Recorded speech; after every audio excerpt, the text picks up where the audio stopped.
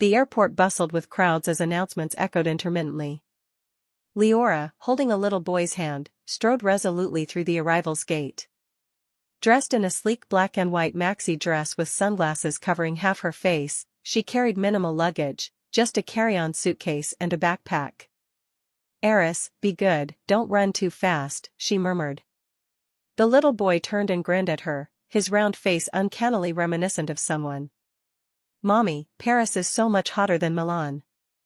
This is our home," the boy said, tilting his head up with sparkling eyes. "Is this where we'll live from now on?" Leora didn't answer, only tightened her grip on his small hand, her knuckles whitening slightly. 3 years had passed, she'd finally brought the child back. From the VIP corridor, Mackay emerged, his tall frame standing out conspicuously among the crowd. His tailored suit accentuated his stern, chiseled features as he walked, trailed by his secretary and assistant. He hadn't intended to come in person, but when the old man suddenly fell critically ill, he was forced to fly back to handle the inheritance affairs. Yet as he stepped out of the security checkpoint, his peripheral vision caught a familiar silhouette, and his entire body froze. Was that Leora? Hadn't she left overseas without a word 3 years ago? His gaze shifted to the little boy beside her, no more than 3 years old, with features half resembling hers, yet carrying a familiarity that made his heart skip a beat. Those eyes, they were practically identical to his own as a child. "Boss?" His secretary's voice snapped him back. But he suddenly blurted out, "Find out when she returned to the country." "Who?" "Leora." His voice was low and cold. Leora hadn't noticed that icy gaze in the crowd until the little boy suddenly tugged at her hand. "Mommy, there's a bad man staring at us." Her heart skipped a beat as she turned and locked eyes with Mackay. His gaze was just as icy and piercing as 3 years ago, laced with mockery and suspicion, as if trying to dissect her. Leora instinctively averted her eyes and whispered, "Let's go." But Mackay was already approaching. His voice simmered with suppressed anger. "Leora, finally decided to come back? And what's this, you brought a child?" She stood her ground, tone indifferent. "Mackay, what a coincidence." "Who is he?" She held her son's hand, gaze steady. "My son." "When did you have a child?" "A year after leaving you." "Who's the father?" "None of your business." Mackay let out a cold laugh, eyes fixed on the boy's face. "How old is he?" Leora curled her lips into a cold smile. 3 years and 2 months. His pupils constricted sharply. She knew he had guessed. But she had no intention of admitting it. "Mackay, we're done. Please don't disturb my life anymore." With that, she took her son's hand and walked past him. The little boy looked up at her and asked softly, "Mommy, that uncle, did you know him before?" Leora paused, then whispered, "He's someone you don't need to know." The boy frowned seriously. "But I think he looks a lot like me." Her heart clenched violently. Yes, 3 years ago she had fled to Milan while pregnant, all to escape that cold-blooded, heartless man. And now, with just one sentence, one glance, all the pain she had suppressed came surging back. On the other side, Mackay stood rooted to the spot, his gaze fixed unwaveringly on the direction they had left. "Investigate her situation thoroughly. I want all records of her life over the past 3 years." "Including the child?" "Especially the child." For the first time, he had an uncontrollable, intense premonition. That child was very likely his, Mackay's, son. And he had actually missed 3 years of the child's life. He clenched his teeth, the veins on the back of his hand bulging. Back then, he had indeed divorced her heartlessly and believed his mother's slander, thinking she had betrayed their marriage. But now, he suddenly realized that perhaps the one who had been most wrong was himself all along. Leora stood by the floor-to-ceiling window, gazing at the Parisian evening outside, towering buildings and neon lights just beginning to glow. Eris lay on the carpet, piecing together a small car with a puzzle, the corners of his mouth slightly upturned, his eyes quiet and earnest. Her phone chimed with a message from her friend Alicia, "Your ex-husband is back in the country." He even attended a brief meeting at the company today and seemed really agitated. Be careful. Leora replied, I ran into him at the airport. Alicia immediately called her. You met? Did he recognize the child? He guessed. Leora's voice was as calm as a lake's surface. But I won't admit it. Are you really planning to keep this hidden forever? Leora fell silent for a few seconds. This is my life with my child. He doesn't need Mackay. There was silence on the other end of the line, followed by a soft sigh. Leora, actually back then, maybe he had his reasons. Don't speak for him. Leora interrupted coldly, if he had asked me at that time instead of believing others, we wouldn't have come to this point today. She hung up the phone and looked at the little boy who was seriously piecing together a puzzle, her gaze gradually softening. When she had nothing, it was this child who accompanied her through the entire pregnancy and those lonely, helpless nights. She wouldn't let anyone take him away from her. Never. 2 days later. Leora was interviewing at a foreign company. As soon as she entered the conference room, she saw a familiar figure sitting in the main seat. Mackay. Her footsteps halted. The assistant politely said, Leora, this is our new project investor Mackay. He will be participating in the interview evaluation today. Leora glanced at him and said calmly, Sorry, I have something else to attend to. I can't participate. Mackay spoke up, What is Leora afraid of? It's fair competition. She sneered, Mackay has never believed in the word fair. Then try me and see if I'm serious this time. The conference room fell silent for a few seconds. Leora sat down, her tone distant and cold, then let Mackay propose the challenge. The interview lasted 15 minutes. As always, she performed flawlessly, fluently presenting the entire proposal's logic and market projections with almost no imperfections. When it ended, Mackay leisurely commented, Your proposal is better than I expected. She didn't respond, simply standing up. Leora. She paused. The child, can I see him? Leora turned her head, her eyes as cold as ever. Mackay, this is my personal matter. Please don't interfere. He stood up, frowning. Leora, I'm not trying to take your son from you. You said it yourself, back then, there wasn't even a kiss between us. And now you're calling him your son? You don't believe me? I once believed every word you said. Leora's gaze turned icy. But Mackay, that was me 3 years ago. She pushed the door open and left without hesitation. Mackay stood rooted to the spot, fists clenched. He was beginning to realize that winning her back wouldn't be as easy as he'd imagined. That evening, Leora returned home from work to find an exquisitely wrapped gift box at her doorstep. She warily scanned the surroundings, no one was there. Inside was a custom-tailored high-end children's suit, accompanied by a note, For Eris, may he wear it with the same pride I once did. Her expression darkened, fingers nearly tearing the note to shreds.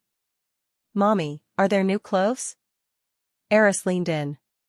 Leora immediately closed the box lid. No, someone put it here by mistake. Oh. He sounded disappointed. I want a jacket with a hood. Her heart ached as she patted his head. Mommy will take you shopping tomorrow, okay? Eris nodded happily. Late at night, she opened her computer and began deleting all the old files related to Mackay. But when she clicked on a certain folder in the hard drive, an ultrasound image suddenly appeared before her eyes. It was from 3 years ago, the moment she lay alone on the hospital bed in Milan, when the doctor said the fetal heartbeat is normal. That was the evidence she had secretly kept. Her eyes reddened.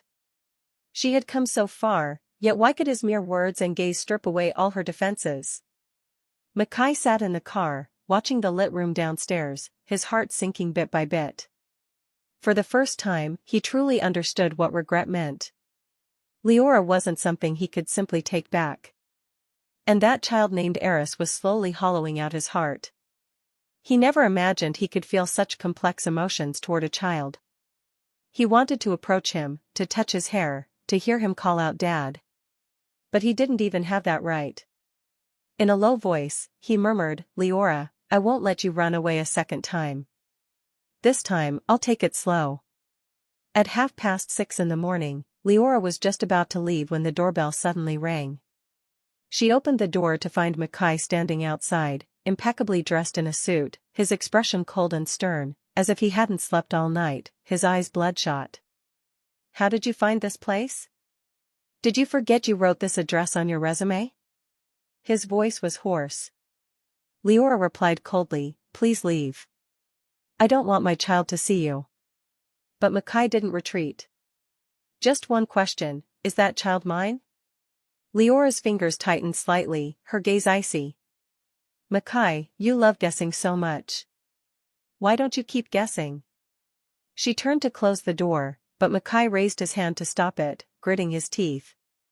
Leora, I did a paternity test. Her fingers trembled violently. With what? A tissue you threw in the office trash.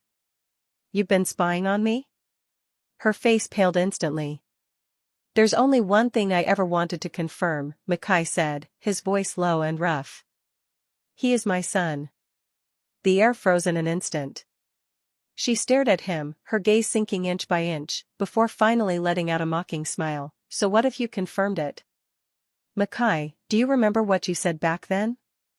You said the child in my belly was unclear, that I was dirty. It was as if he had been slapped hard across the face, his handsome features stiffened instantly. She stepped closer, her voice icy enough to pierce bone. Now you come to tell me the child is yours, that you regret it, that you want to be a father? Too late. Mackay fell silent for a long moment before speaking, his voice so low it was nearly hoarse. I truly believed you had betrayed me back then. I was a fool, I deserved to die. But Leora, give me a chance. Not for me, but for him. Her eyes reddened abruptly, but she turned her face away, her tone frigid, impossible. Before the word had fully left her lips, a young yet solemn child's voice suddenly called from inside the house, Mommy, who's bothering you? Leora froze and turned around. Eris stood drowsily at the end of the hallway, clad in dinosaur pajamas, rubbing his eyes with tiny hands. Spotting the man at the door, he blinked. You're that bad uncle again. Mackay's heart clenched as he slowly crouched down, his voice uncharacteristically gentle. I'm not a bad uncle, little one. What's your name? Eris frowned and enunciated each word deliberately, Eris. His tone was guarded. Mommy says not to talk to strangers. Mackay's throat tightened, his voice nearly choking. His name was Eris. His surname. His flesh and blood. As if holding the world's most precious gift for the first time, he longed to embrace him but feared startling him. Eris, I don't care who you are. The little boy abruptly cut him off, his protective stance over his mother leaving Mackay momentarily stunned. Don't you bully my mommy. I don't know you. Go away. Leora quickly stepped forward, gathered her son in her arms, and patted his back soothingly. All right, Mommy won't let him in. He won't come back. Eris blinked, nodded, and buried his head in the crook of her neck. Mackay stood at the doorway, his fingertips trembling slightly. The child had already learned to say go away. Was it too late for him? Holding the child, Leora said coldly, Mackay, don't show up here uninvited again, or I'll call the police. With that, she slammed the door shut with a loud bang. Mackay remained rooted to the spot for a long time, until the morning wind turned his fingers pale with cold, before finally turning to leave. That evening, Mackay personally called his old friend Kian. I want Leora's life records from these years abroad, the hospital where the child was born, the upbringing experience, and her prenatal checkup records. Are you out of your mind? Kian said in a low voice, what are you going to do with these? I want to know how much she suffered. Kian was silent for a moment. Are you planning to compensate her? No, he closed his eyes. I want to start over. The next day, Leora went to work as usual.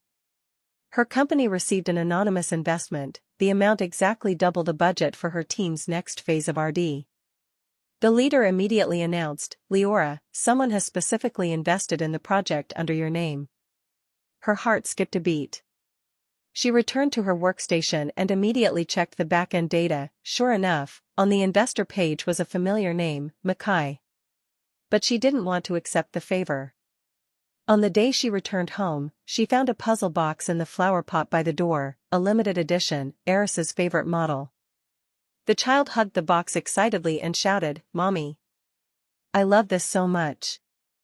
Yet she said nothing, quietly putting the box away. "This doesn't belong to us." "Why?" "Because he sent it." Eris paused, blinking. "Then, do you hate him?" She answered softly, "Not hate.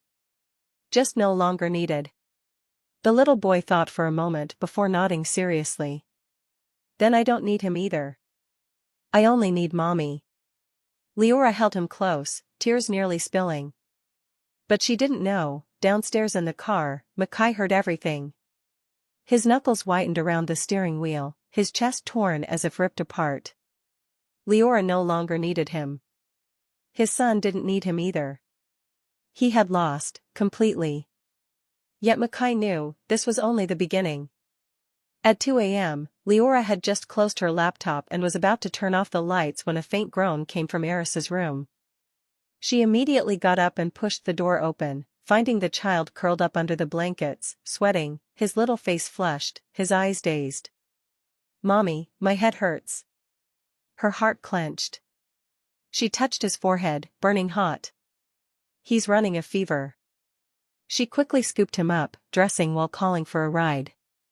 Her eyes reddened with urgency, and just as she was about to rush downstairs to hail a cab, the doorbell suddenly rang. She froze. Opening the door, she found Mackay standing there, holding a bag of medicine and an ice pack, his brow furrowed. "He has a fever?" Leora hesitated for a moment. "How did you know?" "The convenience store owner downstairs called me, said you were carrying the child looking for a car." He picked up the ice pack. "Cool her down first." "I've called a car, it'll be here in 5 minutes." She froze for a few seconds before turning to carry the child back inside. Mackay followed her in, helped unwrap the ice pack, and gently placed it on the child's forehead. Eris, feverish and dazed, opened her eyes to glance at him and murmured weakly, "Mommy, Uncle is here." "Shoo, it's okay, Mommy's here," she soothed, though her voice trembled slightly. 5 minutes later, Mackay drove them straight to the pediatric emergency room. He stayed silent the entire way, yet shielded Leora and the child in his arms, charging ahead to handle registration, paperwork, and payments, barely letting her lift a finger through the process. After the examination, the doctor diagnosed a viral infection requiring overnight observation. Leora sat by the hospital bed, clutching her child, her brow tightly furrowed. Mackay stood beside her and asked in a low voice, "These 3 years, you've been raising him alone, was it always this hard?" She didn't respond. But her reddened eyes said it all. Mackay's throat tightened, his voice dropping to a near guilt-ridden whisper, "Which hospital were you in when you had the difficult birth?" She finally looked up, smiling bitterly, "Does it even matter now?" "Yes." He lowered his head, gazing at her intently, "I want to know just how much I owe you and him for the 3 years I was absent." Leora spoke calmly, "What you missed wasn't just his childhood, it was the time I needed you most in my entire life. The day I was carrying his child, you called me filthy, said all I wanted was money. I nearly died on the operating table, no one would sign the consent forms, the doctors couldn't proceed. I had to sign my own life and death waiver." Her hands trembled slightly as she spoke. The baby's temperature kept fluctuating after birth, spent days in the incubator. "I sat in the hospital corridor all night. The nurses said he always looked outward when crying, as if searching for something." Mackay's eyes reddened. He knew she wasn't lying, nor could he refute her. Leora seemed to finally release 3 years of pent-up anguish, her voice growing colder. "That's when I understood, love isn't about life or death struggles, nor about superiority or inferiority. It's about how thoroughly you erased me and our child from your life the moment you turned away." The air was deathly still. Mackay opened his mouth, his voice hoarse and broken, "I'm sorry. I don't want to hear it." Leora stood up, her gaze softening as she looked at the little boy in the hospital bed. You can choose to stay close to us, but don't forget, he's 3 years old now. He'll remember. I don't want him to remember a man who made his mother cry over and over again. She turned and walked out of the room. Mackay remained rooted to the spot, motionless. At 5 in the morning, Eris's fever broke. His drowsy eyes blinked at the dawn light outside the window, only to find a tall man lying beside him. It was that uncle. He didn't hug him or touch him, just sat in the chair, leaning forward in the middle of the night, motionlessly keeping watch the entire night. His eyes were red at the corners, still clutching the child's temperature chart in his hand, as if he hadn't slept a wink. The little boy blinked his eyes and spoke groggily, why are you still here? Mackay lifted his head slightly, his voice hoarse beyond recognition. I was afraid you'd wake up and not find Mommy. Where's Mommy? She went downstairs to get medicine, she'll be back soon. Eris nodded. After a moment, the little boy tentatively asked, Are you my dad? Mackay froze. He wanted to say yes, but was afraid of scaring him. Would you like me to be your dad? Eris thought seriously for a few seconds. I'm still considering it. Mackay couldn't help but laugh, though his eyes slowly grew moist. He nodded, all right, then take your time to consider. Let me know when you've decided. Leora returned to the ward with medicine and saw this scene. The man was patiently talking to the child with his head bowed, his expression so gentle it hardly resembled the Mackay she knew. She stood at the doorway, her gaze complicated. This man was finally no longer the cold, aloof, and condescending Mackay. She didn't know how long he could keep this up. But she also understood that her heart was no longer the cold, unfeeling stone it had been 3 years ago. It was slowly, bit by bit, being softened by something. At 9 in the morning, the atmosphere in the meeting room was heavy. Leora sat in the front row, flanked by all the key members of the company's third-quarter project. The PowerPoint had just reached her proposal section when the supervisor abruptly interrupted. Leora, did you plagiarize this proposal? Her eyebrows twitched. Plagiarize? What do you mean? The supervisor slammed a paper document on the table. We just received an anonymous tip yesterday claiming your entire submitted proposal shows striking similarities to Company H's plan from a year ago. See for yourself. Leora picked up the document and quickly flipped through it, her face instantly changing color. There were indeed similarities between this proposal and portions of her own work, but she knew with absolute certainty that her proposal was independently drafted. Every single data point had been meticulously calculated. Plagiarism was impossible. I've never had access to any materials from Company H, but you did work briefly at the Milan branch for 6 months, and Company H held public exchanges there last year. Does this prove I'm the one who stole the plan? It wasn't me who said it, the whistleblower materials pointed out that you were in charge of that type of project. Leora froze. She suddenly realized this wasn't a coincidence, it was targeting her. The atmosphere in the meeting room gradually shifted against her. Several executives began whispering among themselves, and some already had distrust in their eyes. Just as Leora was about to speak in her own defense, the meeting room door was abruptly pushed open with a sharp bang. Everyone startled and turned to look. Mackay, impeccably dressed in a suit with a stern expression, strode in directly. Mind if I sit in on this meeting? The general manager quickly stood up. Mackay, you. Leora is my collaborator on Project H. I have the right to know about any allegations against her, he said, his gaze sweeping across the room before settling on the supervisor's face. You're accusing her of plagiarizing H Corp's proposal? The supervisor nodded reluctantly. Mackay sneered, what a coincidence. This so-called original proposal is actually the initial draft I personally signed off to terminate internally. It never entered any public communication, let alone was authorized for disclosure.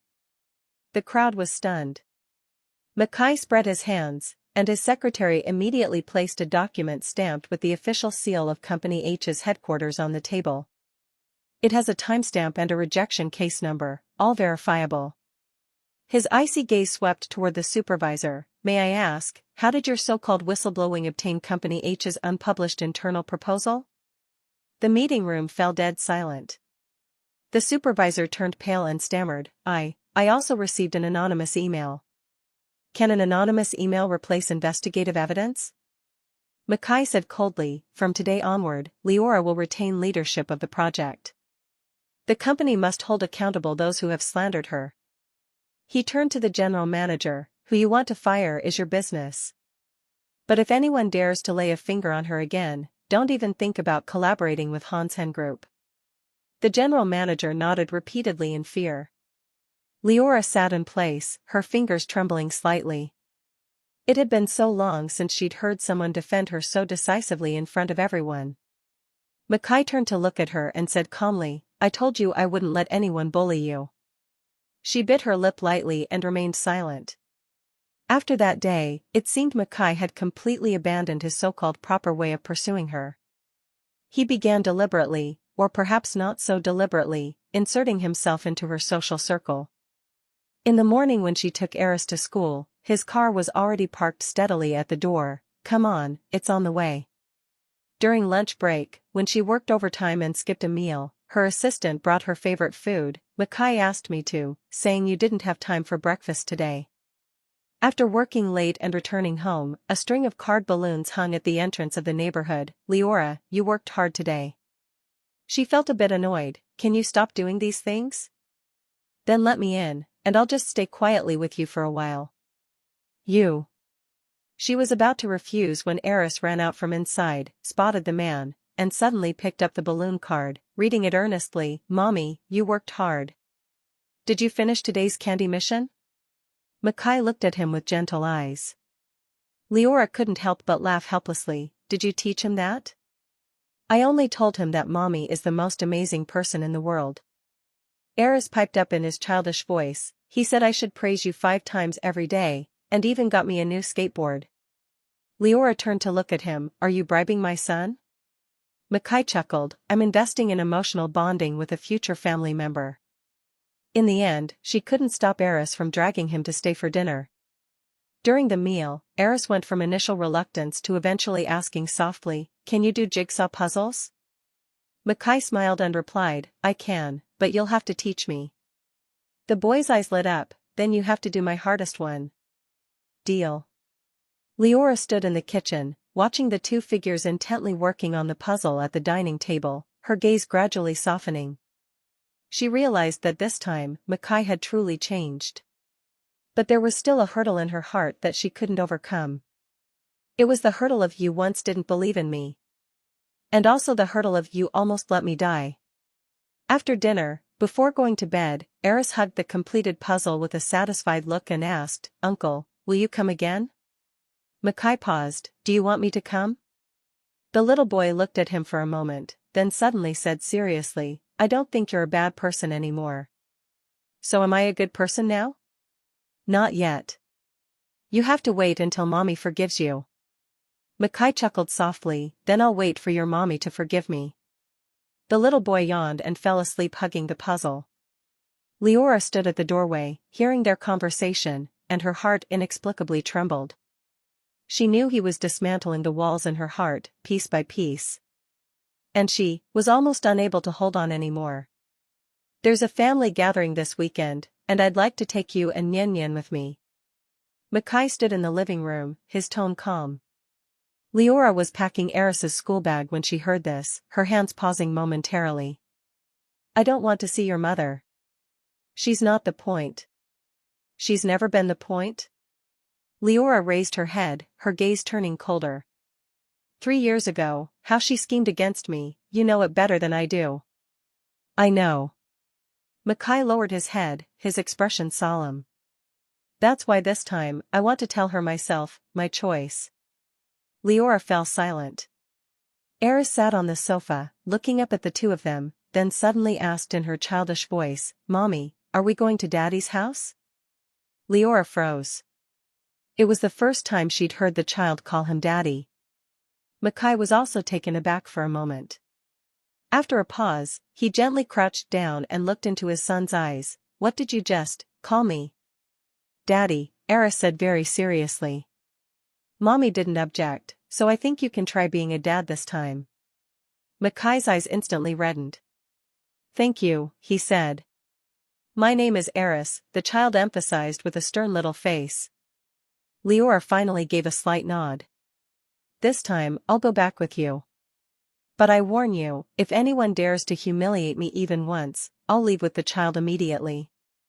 I'll stop everyone, he replied. Saturday, at Makai's family villa. Leora, dressed in a light-colored dress, modest and appropriate, stood at the door holding the child's hand. This was a place she had entered once before, only to flee in panic. Now, standing there again, her chest still tightened faintly. The door opened, and the servant led them inside. The living room was already full of people. Makai's grandfather had yet to appear, but his mother sat in the host's seat, holding a teacup, her sharp gaze sweeping over Leora and the child beside her. Back? Makai replied flatly. His mother set down the teacup and snorted coldly, bringing a bastard home. What kind of homecoming is this? Leora's expression darkened, about to speak. But Makai lifted his eyes, his tone icy and terrifying. He's not a bastard. He's my son. You admit it? I've even done a paternity test. Do I need your approval? Makai's mother laughed in fury. You want to disgrace the entire family? Back then, she left you behind, and now she returns with a child, expecting us to accept them as family? Leora spoke calmly. Madam, I brought the child here to give you an opportunity, not to beg for your acceptance. On what grounds? On my grounds. Makai suddenly stood up, positioning himself in front of Leora, shielding her from all the cold stares. From today onward, she and Eris are my lawfully wedded wife and child. Anyone who doesn't acknowledge my son is no family of mine. The room fell dead silent. Makai's mother flushed crimson, trembling with rage as she pointed at him and shrieked, For her sake, you'd abandon your own mother? Makai sneered, 3 years ago, when you forced her to leave, didn't you also abandon me as your son? You want to sever ties with me? If you don't restrain yourself, don't blame me for truly cutting ties. Makai's mother was so furious she nearly fainted from the outburst, needing support from relatives as she retreated. Leora stood frozen, her face pale and fingertips icy. She never expected Makai to publicly sever relations like this. Eris buried her face in Leora's dress in fright, clutching the fabric tightly as she whispered, Mommy, is it because I'm bad? Kneeling down, Leora shook her head through unshed tears. Not you. They're the ones who don't know your worth, she whispered, hugging the child tightly. Standing nearby, Makai murmured, I'm sorry I failed to protect you. His voice dropped lower. This won't happen again. The night she left Makai's house, Leora sat silently in the car. Only when the car stopped outside her apartment did she speak. Have you ever thought that we're ultimately from 2 different worlds? I have. Your mother will never truly accept me. I don't need her acceptance. Leora turned her head, eyes reddening. I've become afraid of your family, and afraid of you too. When I was pregnant and went to the hospital alone, the doctor said they couldn't perform the C-section without a signature. I had to grit my teeth and sign through the pain myself. When the baby came out silent, I thought he was dead. I prayed every day for his survival, but you never gave me a single word of trust. Her tears fell suddenly. I can forgive your belated remorse, but I'll never forgive myself for being so back then. Makai gently embraced her and whispered, I don't ask for your immediate forgiveness, nor do I force you to turn back. I just want to walk every step of the way with you from today onward. Leora froze, burying her face in his chest as tears streamed down uncontrollably. She had held on for 3 years, and today, she finally broke down sobbing in his arms. She didn't know how long the road ahead would be, but for the first time, she wanted to believe again. Maybe, just maybe, he had truly changed this time. Leora, someone anonymously sent this letter to the front desk of your company. Alicia placed a file folder on Leora's desk, her expression grave. Frowning, Leora opened it, and a stack of photos spilled out. In them, Mackay stood in a Western restaurant, seated directly across from a heavily made-up woman, his ex-fiancée, Kaylin. The two were clinking glasses, sitting close together, the background hazy and suggestive. Beneath the photo lay a note, "You're just a replacement." The one in his heart was never you. Leora's face turned pale in an instant, her fingers clutching the note tightly. "I checked, the photo is real." "He did meet Kaylin 3 days ago," Alicia said through gritted teeth. "Didn't you say he'd changed this time? He dares to see his ex before even winning you over?" "He didn't tell me." Leora forced herself to stay calm. She turned and dialed Mackay's number. It rang 5 times before he answered. "Leora? Where were you 3 days ago?" Mackay hesitated.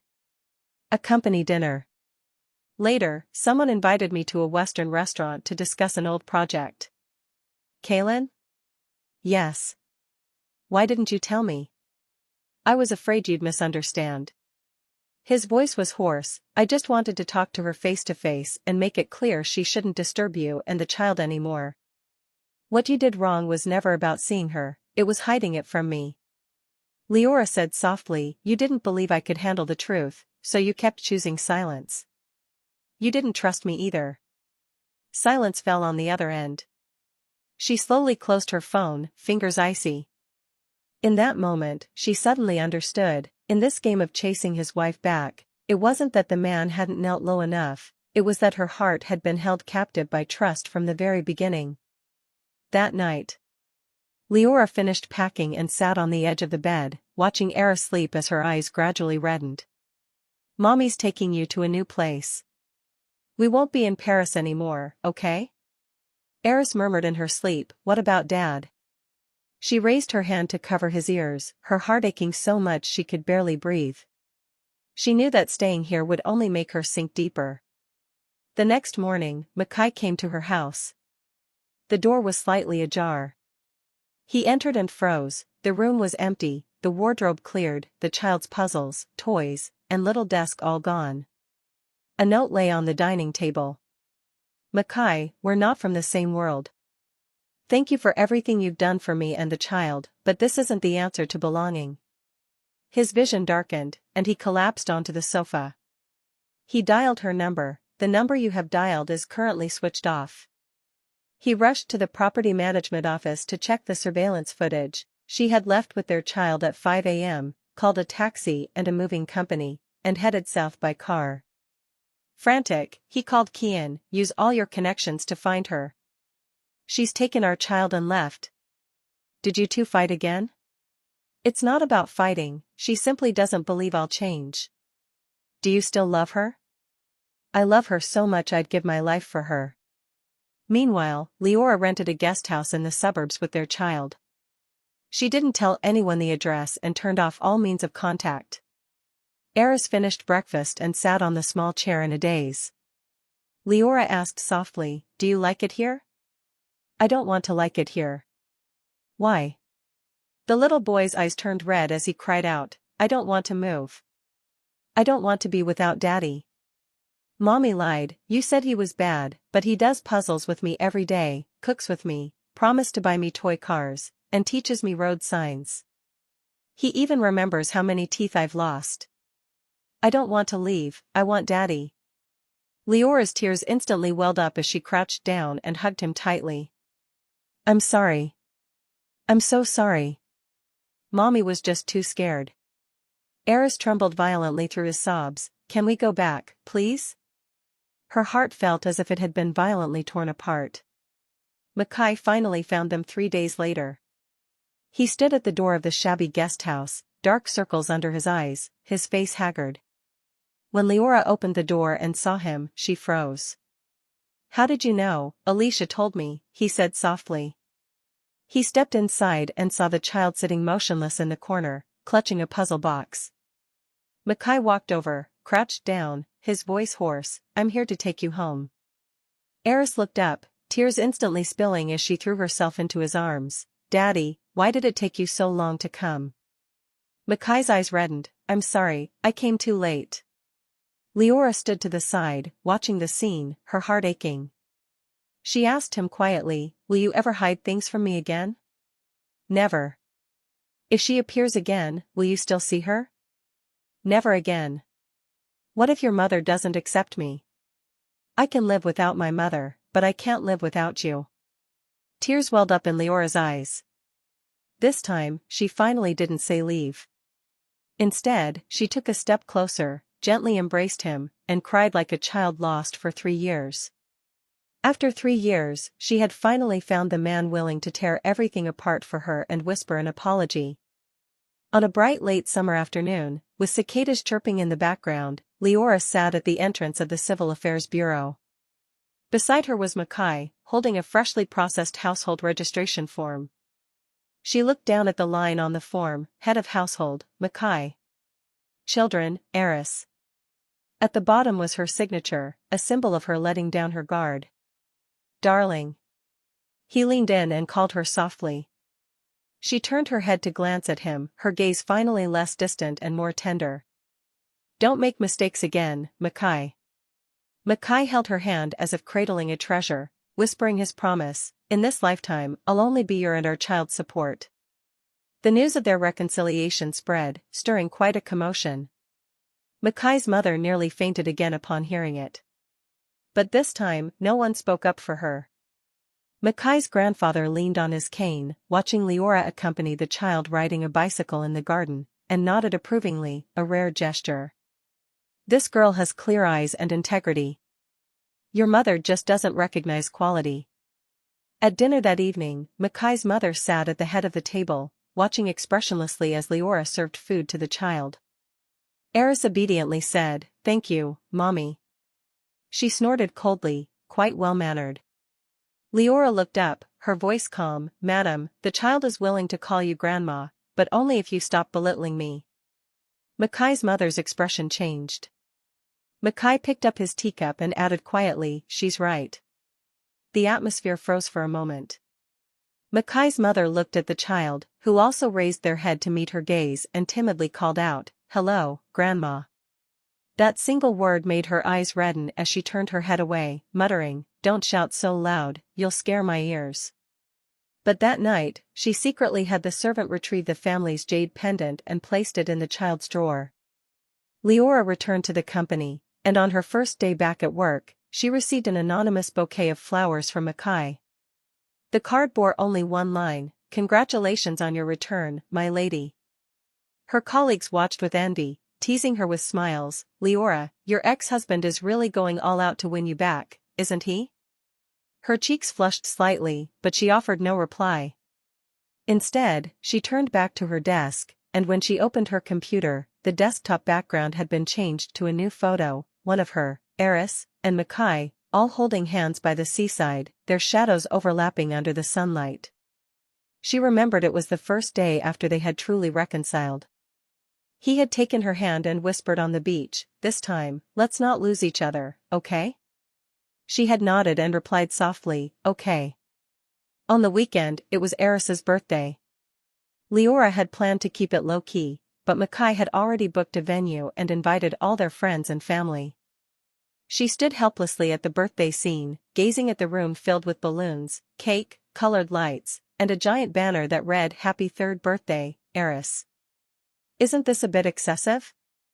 I asked. While putting a hat on the child, Mackay replied matter-of-factly, "He's the child I missed for 3 years. Making up for lost time has only just begun." Eris hugged the sugar figurine on the cake, her eyes crinkling with laughter. "Daddy, you bought me 3 birthday gifts this year, and even gave Mommy one." "That was my smartest investment yet," he said, booping her nose. "You and Mommy are my most stable assets in life." As the evening party ended, Leora cradled the sleeping child on the sofa, leaning against his shoulder as she whispered, "Mackay, if given another chance, would you still choose to trust others over me like you did 3 years ago?" His gaze was profound, his voice resolute, "Never again. In this lifetime I will never put you at risk again. Because I know, if I were to lose you even once, I could never make up for it in this lifetime." Leora looked at him quietly, then suddenly smiled. That smile held relief, affection, and the warm homecoming after 3 years of weathering life's storms. She lowered her head and wrote 2 words in his palm, "Go home." He tightened his grip on her hand and softly replied, "All right, let's go home."